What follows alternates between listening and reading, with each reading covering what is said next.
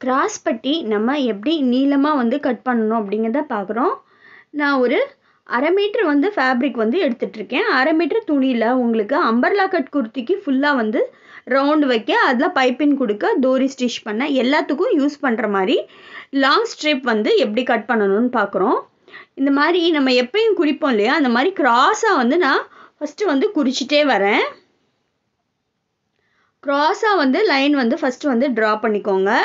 நமக்கு எவ்வளோ தூரம் வந்து வேணுமோ அவ்வளோ தூரம் வந்து நம்ம க்ராஸாக ட்ரா பண்ணிக்கலாம். இந்த 1/2 மீட்டர்லேயே வந்து நீங்கள் நிறைய வந்து உங்களால் வந்து ஈஸியாக வயா ஸ்ட்ரிப் வந்து எடுக்க முடியும். கிராஸில் நம்ம கிராஸ் பட்டின்னு சொல்லுவோம் இல்லையா, அந்த கிராஸ் பட்டி நீங்கள் சாரிக்கு வைக்கணும், பெரிய ரொம்ப சுற்றளவு இருக்கிற எதுக்கு வைக்கணுன்னாலும் இந்த மெத்தடில் வந்து நீங்கள் ஃபுல்லாக வந்து ஸ்டிச் பண்ணி எடுத்துக்கிட்டிங்கன்னா ஒரே ஸ்டிச்சில் உங்களுக்கு நீளமான பட்டியாக வந்து கிடைக்கும். இப்போ நான் எல்லாமே வந்து க்ராஸாக வந்து குறிச்சிட்ருக்கேன். எனக்கு வேணுங்கிற அளவுக்கு வந்து க்ராஸாக வந்து நான் மார்க் பண்ணி ஃபஸ்ட்டு வந்து குறிச்சிக்கலாம். குறித்ததும் இப்போது இந்த ஃபஸ்ட்டு எட்ஜையும் கடைசி குறித்தோம் இல்லையா, அந்த க்ராஸையும் வந்து கட் பண்ணி எடுத்துக்குவோம். இப்போ மிச்சம் இருக்கிற ஃபேப்ரிக்கை விட்டுட்டு இந்த கட் பண்ணதை ஸ்டிச் பண்ணணும். அதை எப்படி ஸ்டிச் பண்ணணுங்கிறத பார்ப்போம். 2 சைடும் வந்து கட் பண்ணி எடுத்துக்கோங்க.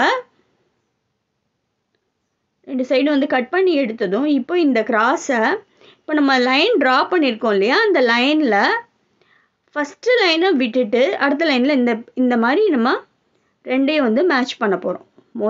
இந்த லைனை விட்டுட்டு இந்த மாதிரி மேட்ச் பண்ணிங்கன்னா உங்களுக்கு அழகாக வந்து எல்லா லைனுமே வந்து உங்களுக்கு சேர்ந்து வரும். நம்ம கோடு போட்டது 2 சைடுமே வந்து உங்களுக்கு தெரிகிற மாதிரி இருக்கும்.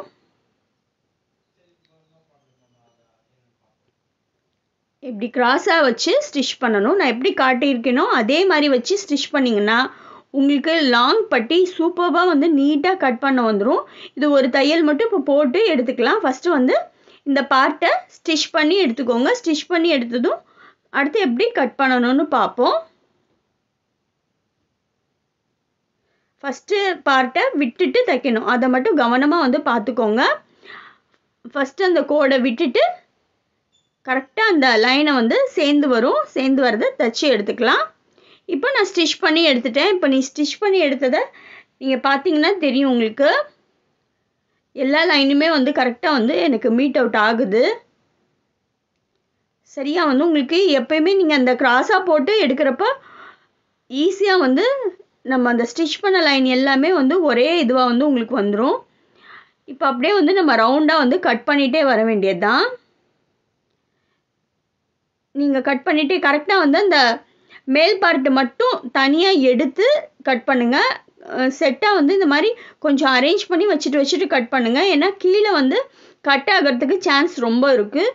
அதனால் ரவுண்டாக இருக்கிறனால கேர்ஃபுல்லாக மட்டும் கட் பண்ணுங்கள். கரெக்டாக வந்து டர்ன் பண்ணி எடுத்துக்கிட்டு அந்த ஒரு பார்ட்டு மட்டும் வருதா அப்படிங்கிறத செக் பண்ணிவிட்டு கட் பண்ணிகிட்டே வரேன். ஃபுல்லாக இதே மாதிரி நம்ம ரவுண்டில் வந்து கட் பண்ணி எடுத்துக்கிட்டோம்னா நல்ல அழகான நீளமான பயா ஸ்ட்ரிப் வந்து உங்களுக்கு வந்து கிடைக்கும். இது ரொம்ப ஈஸியான மெத்தடில் பயா ஸ்ட்ரிப் வந்து கட் பண்ணுற மெத்தடு.